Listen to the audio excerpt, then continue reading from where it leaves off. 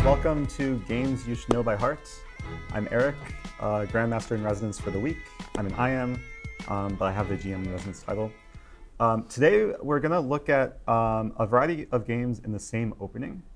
And it's one of my favorite openings, very popular at both beginner level and higher levels. It's a London opening. I know one person here plays the London. Does anyone else play the London as white, which is d4, usually d4 and bishop f4? Anyone? Maybe sometimes? OK. Has anyone played against the London as black? I'm sure if you've been playing chess for some time, you've played London at some, or played against London at some point. Now, one thing about the London, it has kind of a solid but sort of boring reputation, where a lot of players just don't like going into those sort of positions as white, because it might be just too boring, and they go for some e4 opening, which is more aggressive. With these games that I prepared, I'm going to try and change the reputation of the London, try and show all of the exciting possibilities, so many exciting traps, and then hopefully after this lecture, you'll at least be inspired to try out the London opening at some point. So the first game I want to start with is actually a game that I played online a few weeks ago. And I usually don't do this. I was actually debating whether or not to show this game. This was a bullet game on Lichess. Bullet chess is 1-minute chess. I'm showing this game because I used pretty much all of my opening preparation. It was maybe, I don't know, like 12, 13 moves of opening preparation. And I won in under 15 moves. Another thing special about this game is I was playing against a very strong grandmaster. I'm not 100% sure it was a GM who I'm thinking about, or who I was told, but I'm pretty sure it was against Fabiano Caruana. And he was playing under, I think, someone else's account, and it was an anonymous account, so I'm not going to share the account name. But I know that it was, or I'm pretty sure it was Fabiano, because after I played like all these bullet games, I got this Snapchat message on my phone from Fabiano, and it was a picture of him and his friend just playing me online. And I will say I lost about 90 to 95% of the games. This was one of the few games I won, and I only won this game because of some dirty opening trick. So we're going to go through with the game. d4, knight f6, and in this position I played bishop f4, I believe, e6, e3.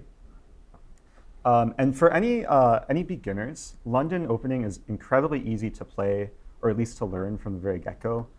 If I'm teaching London to maybe some newer players, usually what I show is you just want to put your pieces like so. Put your pawn on c3, knight on d2, knight goes to f3, bishop goes to d3, and castle. And if you do this, it's hard to go wrong.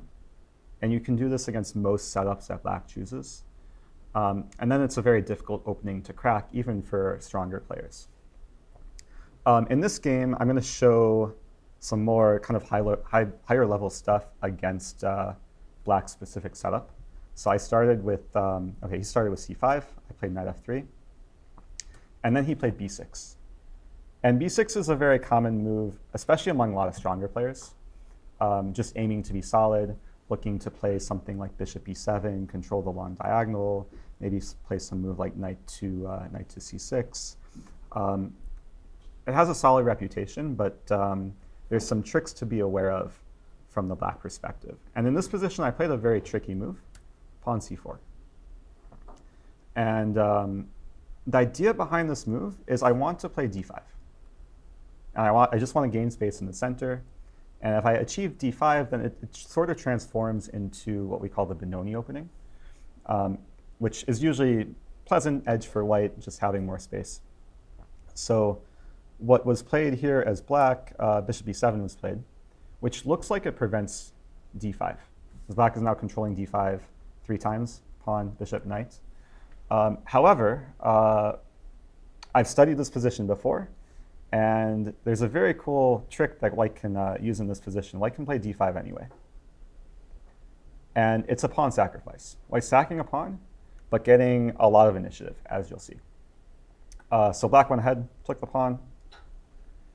And in this position, I play knight c3. And very important theme in this game is I didn't really care about material. I cared about accelerating development and then very quickly attacking black. So we're going to go forward. Pawn takes c4. Black is currently up 2 pawns. I could take back on c4 if I want, win back 1 pawn. But there's a more powerful move here. Started with knight to b5. And in this position, black is already having some threats to deal with. The obvious threat is knight c7. And there's not too many ways to defend against the threat. And in this position, I think Fabiano played maybe a careless move. I mean, it was bullet, so you're not going to play the most accurate moves. Let me show the best move here, and let me show kind of my cool preparation, because it's very easy for black's position to completely collapse, even if the best move is played. So best move is knight a6, just defending c7. And then white can very happily capture on c4. And now in this position, there's a really attractive move for black, which I'll just show, which is d5. And it looks like black is basically solving all the problems, expanding in the center, attacking the bishop. d6 is no longer weak. In this position, white has a really cool move, which I'll leave it up to you guys to find white to move and basically find the winning move. If white doesn't play this move, it's probably worse for white. So very important moment. Sorry? Yeah, queen a4. And it's a beautiful move. We ignore the fact that the bishop's attacked, and we just go for counterplay. And in this case, queen a4 causes some really serious threats against the king. Knight c7 is a threat, knight d6 is a threat. Black has no time to capture on c4. So there was actually a game played in this position, I believe, between Azoria and Knightich. And Knightich played knight d7. And in this position, white didn't follow up correctly. White has another very strong move here. I think white played knight e5, if I'm not mistaken. Azoria was white. Knight e5 was played. White actually went on to lose the game. So I want to show the strongest move in this position from white. There's a really beautiful sort of combination, which starts with a pretty incredible move, castle queenside. Again, ignoring the fact bishop is attacked on c4 and bringing the rook to the d file. And what's amazing is after, or if black tries to capture the bishop, white's going to go ahead and capture on d7. And it's incredible because white sacrifices the c4 bishop, sacrifices the rook on d7, but after queen take d7 and then knight e5, I mean, black's position is just completely collapsing. The queen would have to move off of this diagonal, and then there's going to be some very nasty discover checks against the king on e8. So I'm actually not going to go forward here because there's a bunch of options. If anyone wants to analyze this later, do so in your own time, but white's just completely crushing here. I think Stockfish says like +6, +7. So let's go back. I will say I've had this position in one game. I think it was some like casual game or like online blitz game. But I'm showing the Fabiano game, or the supposed Fabiano game, because our finish was pretty cool as well. So instead of knight a6, he played not such a good move, d6. I didn't realize that I could still play queen a4 here. Queen a4 is still a good move. I went ahead, I took the pawn first on d6. Then he plays knight a6, defending c7. I went ahead, I took on c4. And then he played knight e4. So trying to get some attack, at least against the bishop, trying to remove the bishop from d6. However, because I was familiar with the other line, which I just showed, I knew that queen a4 is just such a thematic idea. And I played it without too much thought in this position, because these discovered attacks are just so menacing against the king. And after queen d7, there is a completely crushing move for white. White to move. What's the easiest move to play? Knight c7 check. Knight c7, knight takes c7. 95. Yeah, 95, very direct. Attacking the queen, attacking f7. White's basically using all the pieces. And even the queen on a4, thanks for pointing that out. And that's one of the issues for black in an opening like this, is if white gets all the pieces into play before black can get the king safe, it can be very, very dangerous. So this position is just dead lost. I just want to show you the finish. The finish was pretty beautiful. Black played rook d8. And I could go ahead and take the queen and probably end up winning. However, white to move, forced mate in 2 moves.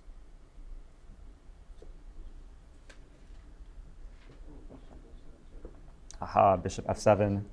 And the final mate was pretty nice. Double checkmate. Queen and the knight both attacking the king. King has nowhere to go. Okay, so that was kind of a feel-good game. Didn't really count for anything, but it was cool to supposedly play like a top 5 player in the world and win like this. It's maybe worth losing the other 95% of the games. We're going to move on. I want to go to actually a very classic game between Gata Kamsky, Sam Shankland. I'm sure most people here have heard of at least one of these players, hopefully both. Gata Kamsky is probably the most well-known player at the top level for consistently playing the London. It's been his main weapon of choice before it was cool, sort of a hipster in some regard. I actually played Kamsky in some Blitz tournament many years ago. He crushed me with the London. And he's found some really interesting and innovative ideas. So this is one of the cooler games that he played, which features some really nice opening preparation. And this is actually one of the games which inspired me to play the London. So sometimes all it takes is one cool game to inspire someone to play an opening. So I'd like to share that with you guys. We're going to go forward. And I want you guys to notice in this game, Kamsky does a complete exact setup, which I mentioned earlier, which I teach most beginners. He just puts his pieces on kind of the very typical London squares. So knight f3. Now, I should mention, this is the first kind of decision moment for white, where black does challenge this bishop on f4. And white has a few choices here. White could take on d6. White could ignore the threat. White could play bishop g3.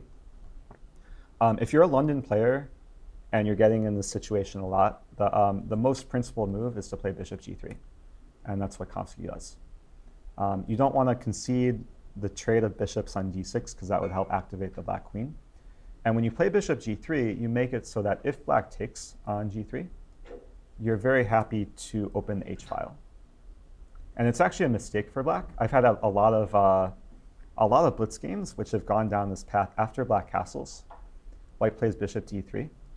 And white actually gets some very quick attack because the rook on the open h-file and the bishop, they coordinate very well. And I've actually had games where black maybe plays h6 trying to defend. And then white can continue with a move like knight e5, ideas of g4, g5. And it's very fun for white. And in these situations, white won't usually castle kingside because you want the rook to stay on the h-file. Anyway, let's go back because in this game, Shankland did not take on g3. He played the main line, which is castling. Kamsky completes development, bishop d3. And this is one of the most common lines in the London. I'm sure hundreds, if not thousands, of games have reached this exact position. And there's a lot of theory surrounding it, very popular at the top levels.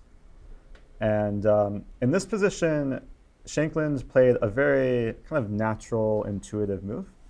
He started with queen e7. And it's very important to understand the purpose behind queen e7. Black wants to play e5 here, gain space. So if white ignores the threat and just castles, and black plays e5, black should be very happy. So if we go back after queen e7, white has a really important move here to stop e5. And that move is very simply knight e5. And this is a very common London move, where you put your knight on e5, you have ideas of maybe playing f4, maybe bringing the other knight to f3, It's one of these moves which can allow your position to improve further. So in this position, knight e5 was played. Shankland went ahead. He played knight d7. And now we're actually walking into kind of a very interesting tactical line. Let me put this in training mode. What's about to happen is the next maybe 7, 8 moves are completely forcing. And what's going to happen is at the very end of kind of the combination, white's going to be practically winning. I will note it's not completely forcing. There are some ways for black to not lose. But I'm just going to go ahead and just play through the natural moves. First, knight take d7, bishop take d7, very natural. Bishop take d6, queen take d6, again very natural. Pawn takes e5, queen takes e5. And we reach this position, it just seems like things have kind of liquidated, kind of simplified. Seems like kind of a very balanced, equal position, equal material, not too many weaknesses for both sides. Before I go any further, does anyone know this position? Anyone seen this position before? You've seen it. OK, so most experienced London players should have at least seen this before. And this is a really, really famous position because white has a completely unexpected combination, starting with the next move. Was Kamsky the first to play this? That's a good question. I don't think so. I think there was maybe one person before this. But I think after this game, there was some like blog article, and then like everyone realized like the trap. So anyone who hasn't seen this before, you want to try and find the combination, white to move.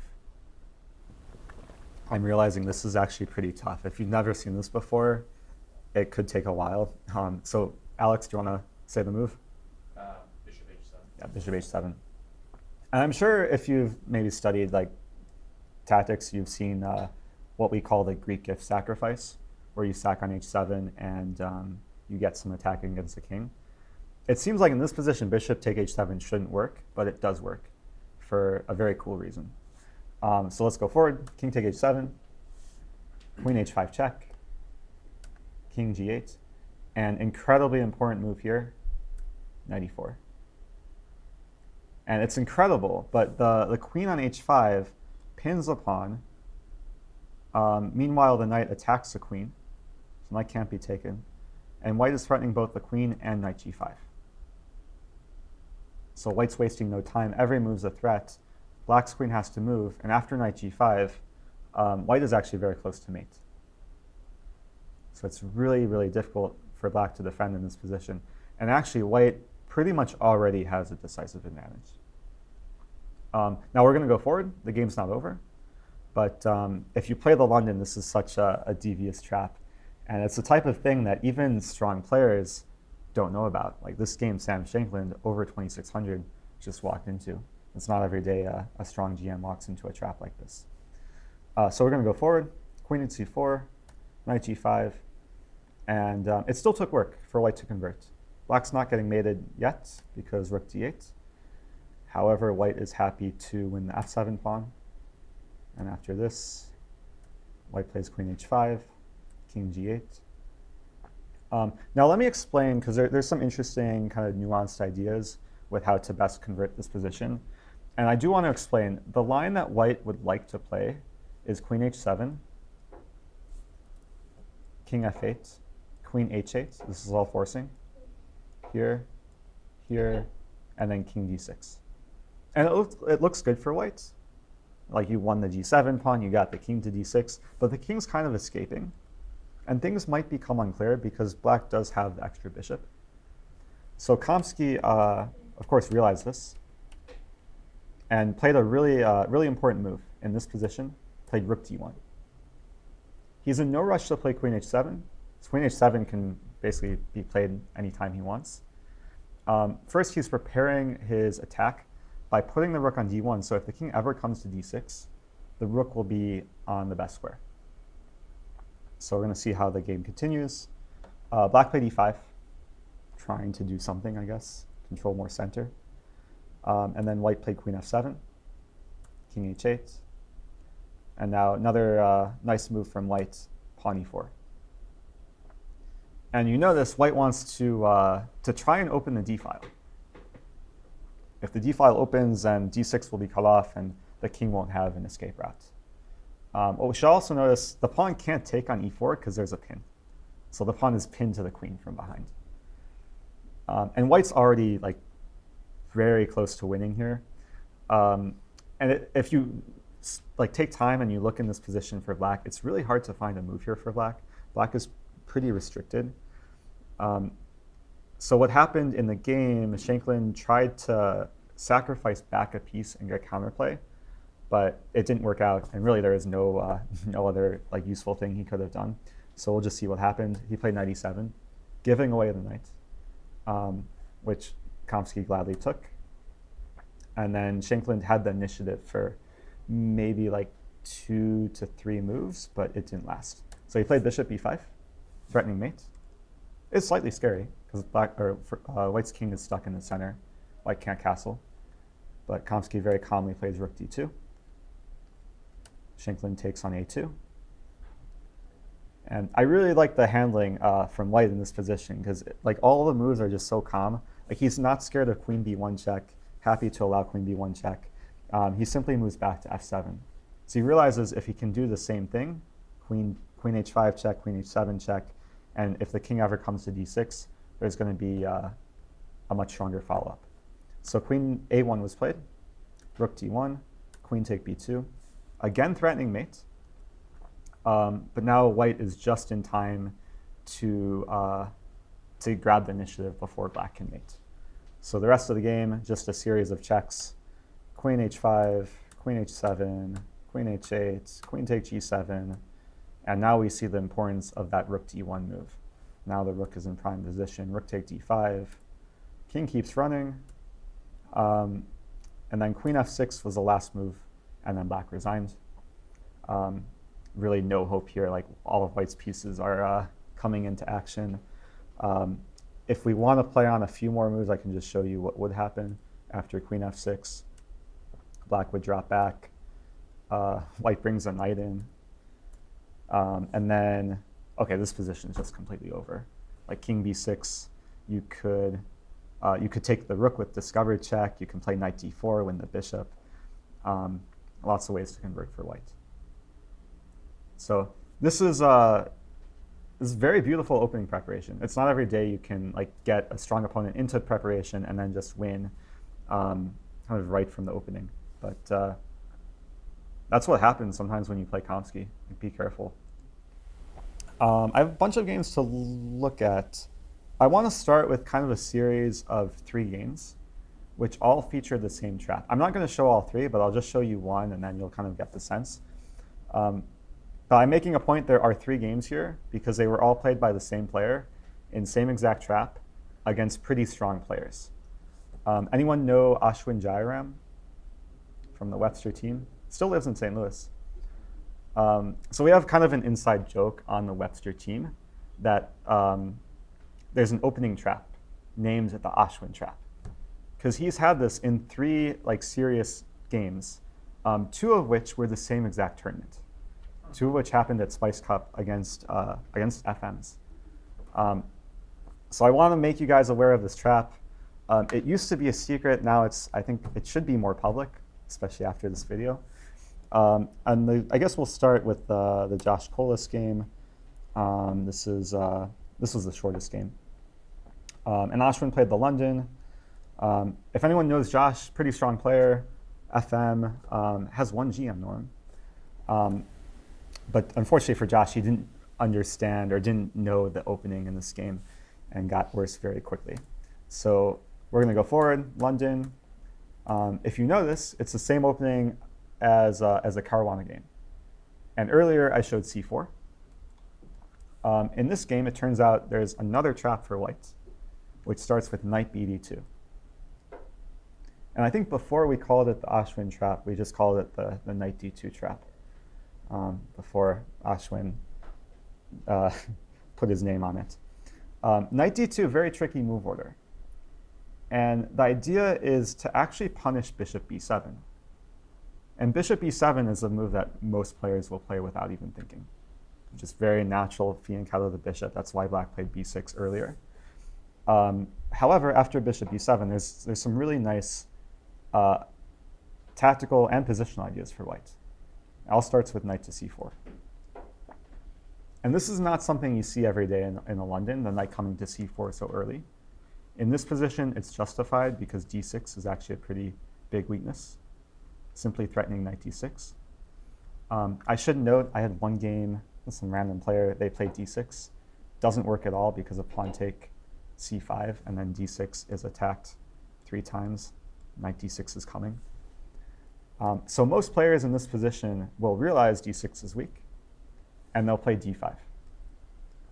It's 4 times because Oh, 4 times, including the pawn, right? I forgot about the pawn. Yeah, so even if like the pawn gets captured, it's still 3 times.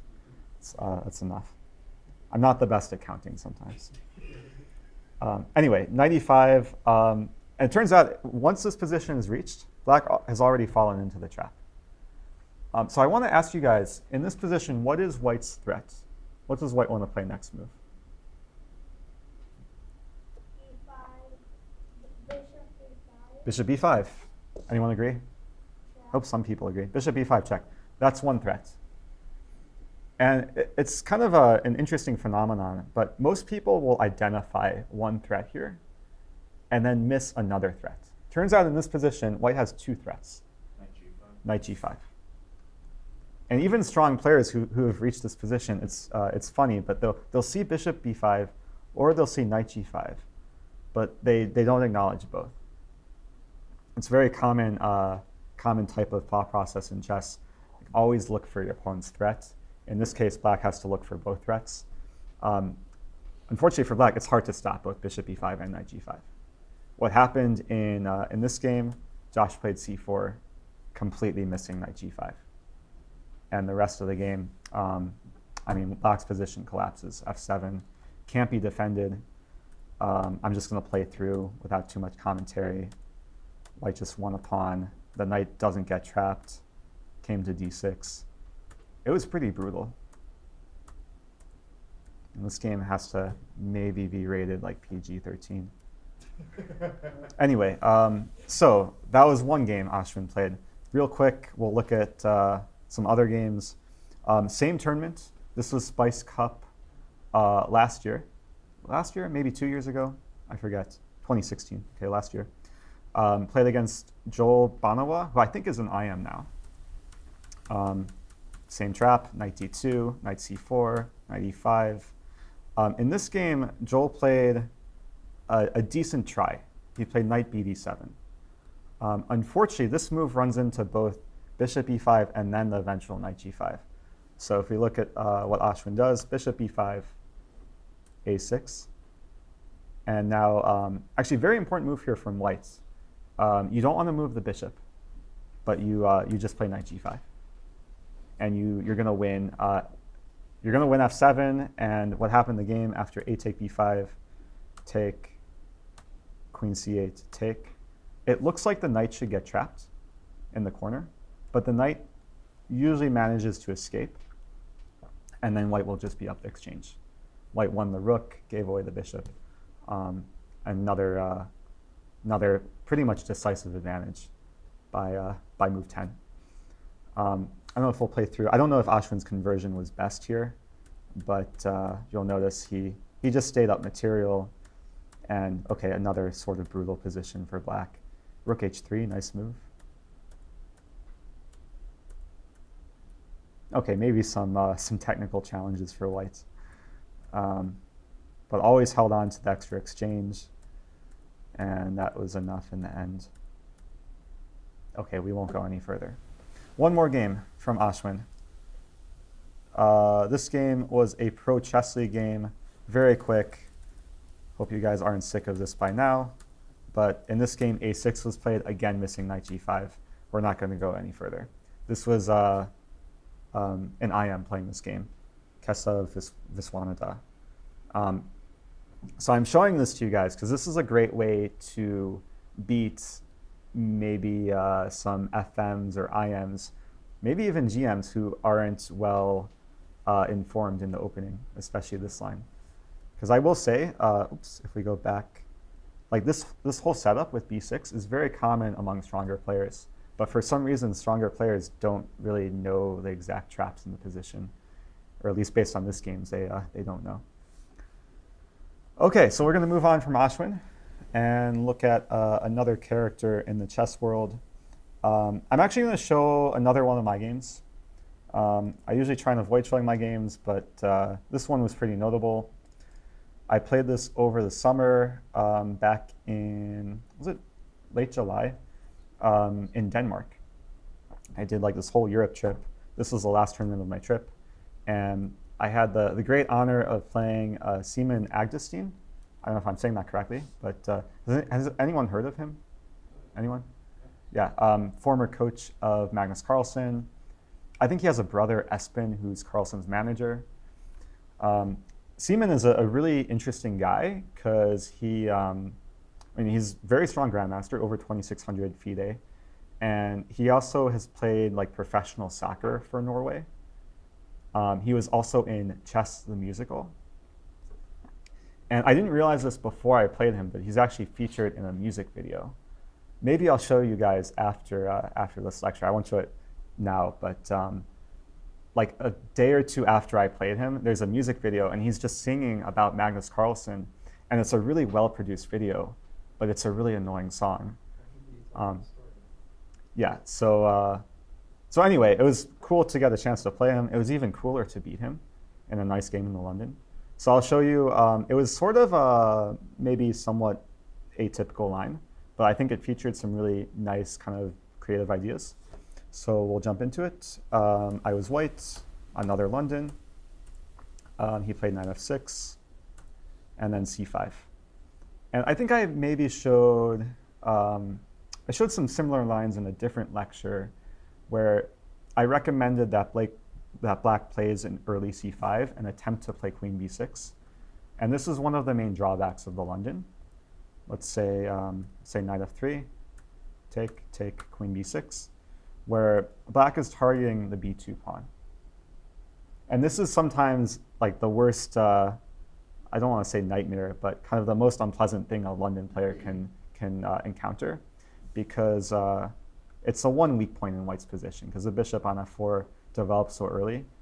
And as White, you don't usually want to play kind of a conceding move to defend b2. And usually you don't want to play b3, you don't really want to play queen c1. So I want to show like one of the best ways to meet queen b6. And the best way to meet this move is with aggression, to go for counterplay, and actually in many cases to sacrifice the pawn.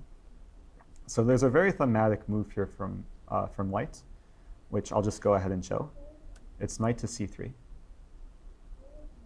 And the idea is that if queen take b2, White happily gives away the pawn. Queen take b2 is actually a blunder. White to move in this position, what's the point? Any idea? How about b4? Oh, you wanted to play b3 earlier. What? You said b3? He was just asking about earlier. Oh, yeah. Just wondering why. Yeah, b3 earlier, it's completely fine. But knight c3 is better because it's developing, and it makes it bad for Black to take on b2. So there's a really cool move here from White.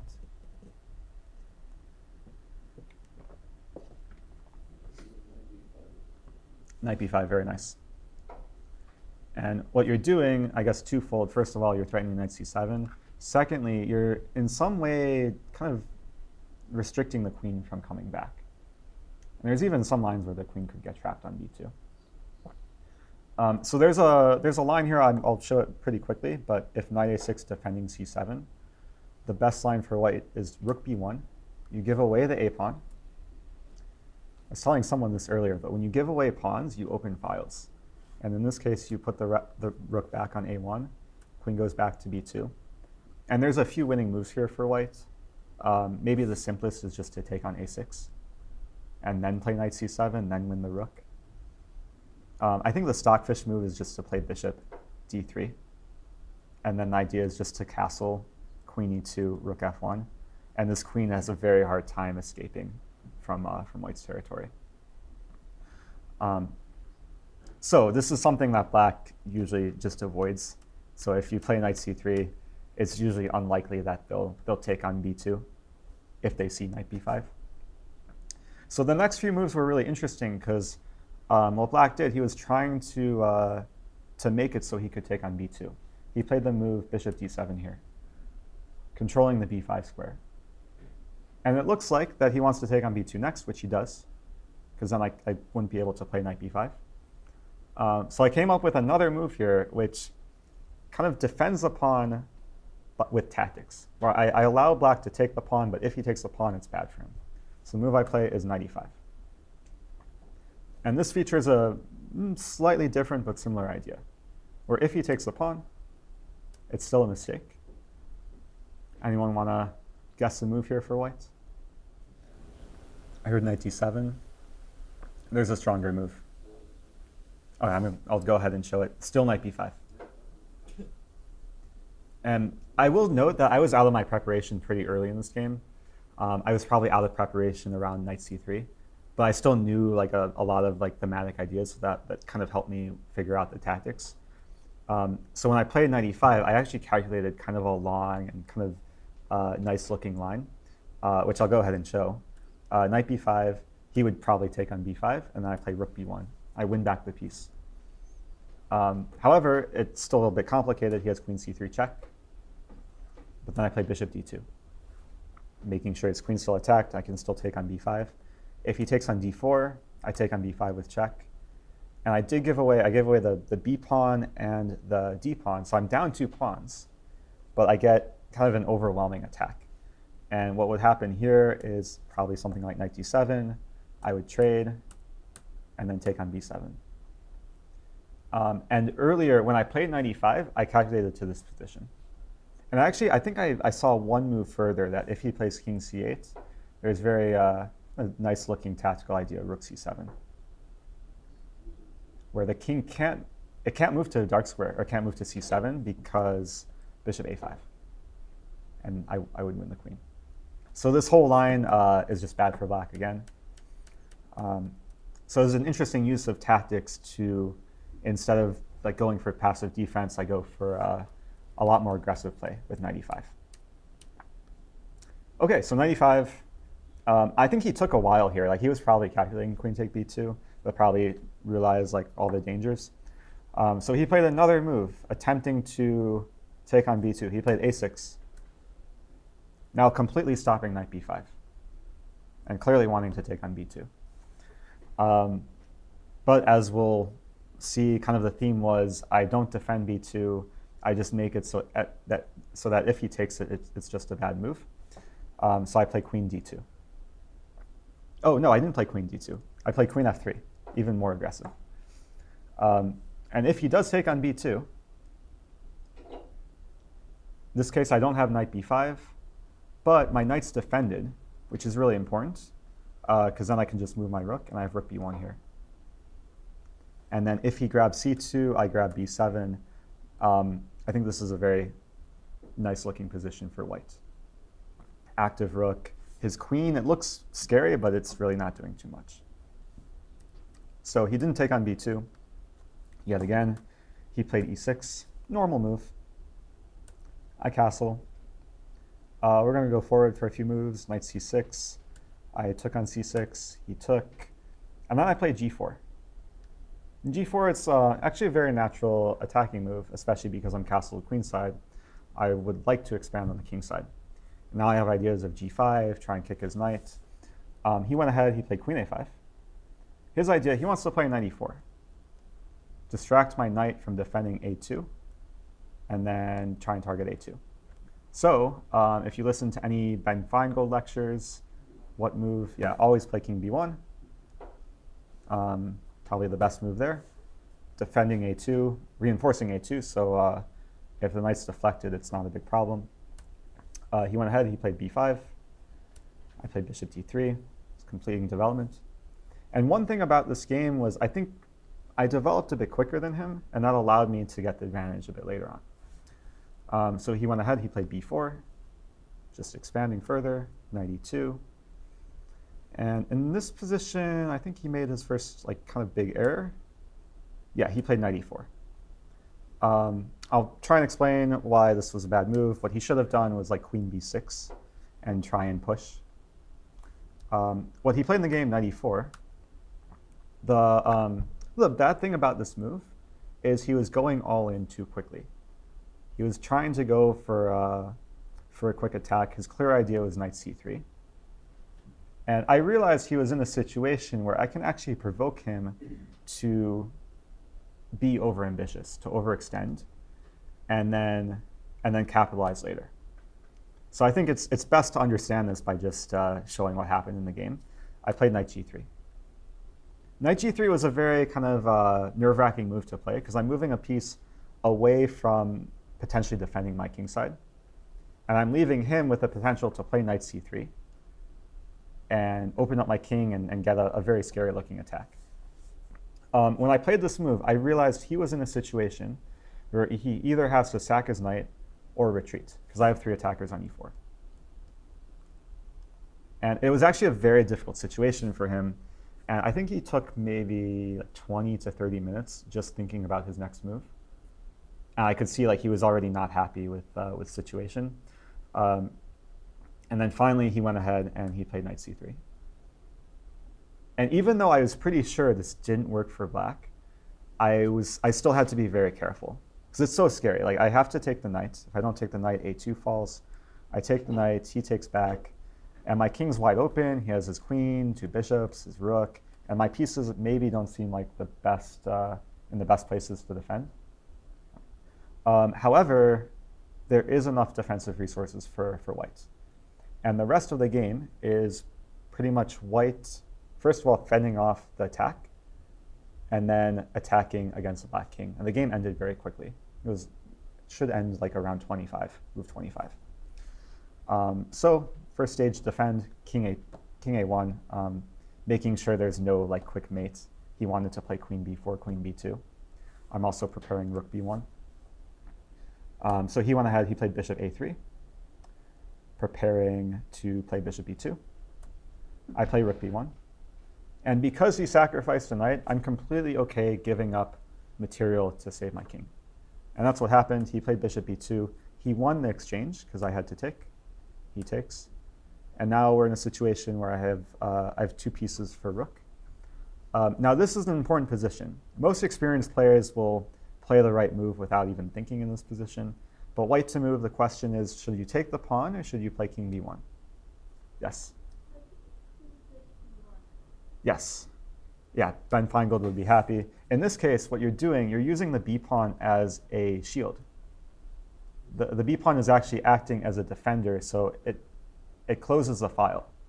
So after king b1, there's no sort of like queen b4 check, and I just leave the pawn there. I'm pretty sure the pawn stayed there for the rest of the game. And my king is now, it can breathe easily. There's no knight to like come to c3. And meanwhile, I have the minor pieces.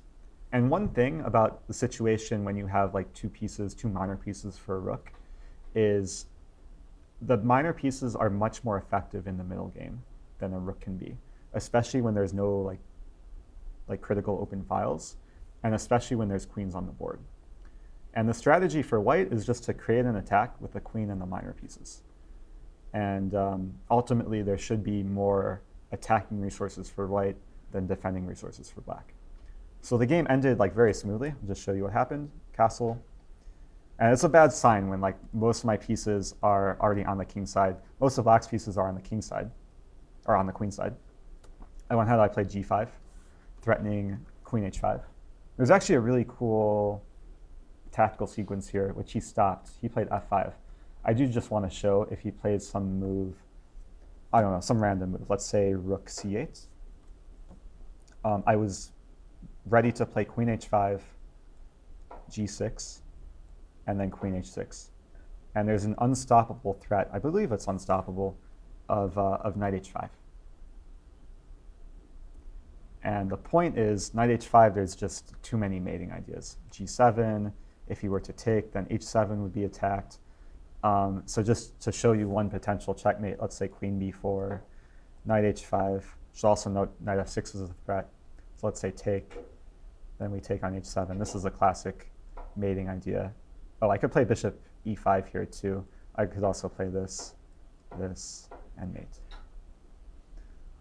So he had to do something with all my pieces coming into action. So he played f5. Unfortunately, I think it's already very difficult to defend. I take, he takes, continue improving with tempo, in this case attacking the rook. He plays here, play rook g1. And when you're attacking, you just want to attack with all your pieces.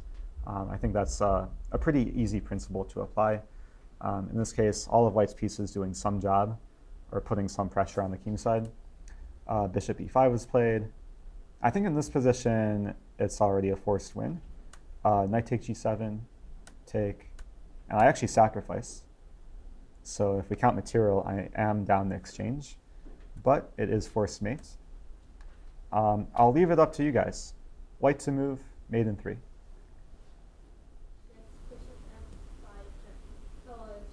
Very good, bishop f4 mate. He resigned one move before mate after queen f7 gave up in this position. But it's a nice finish, king h6, bishop f4. White being down a rook here, but just a complete party on the king side for white. So I thought that was an interesting game, some kind of interesting sort of tactical moments in the opening with a whole scenario where he always wanted to take on b2. I kept preventing him with tactical opportunities. So hopefully maybe you can apply some of these ideas to your own games if you play the London. Even if you don't play the London, some of the tactical and attacking ideas can be applied from any opening.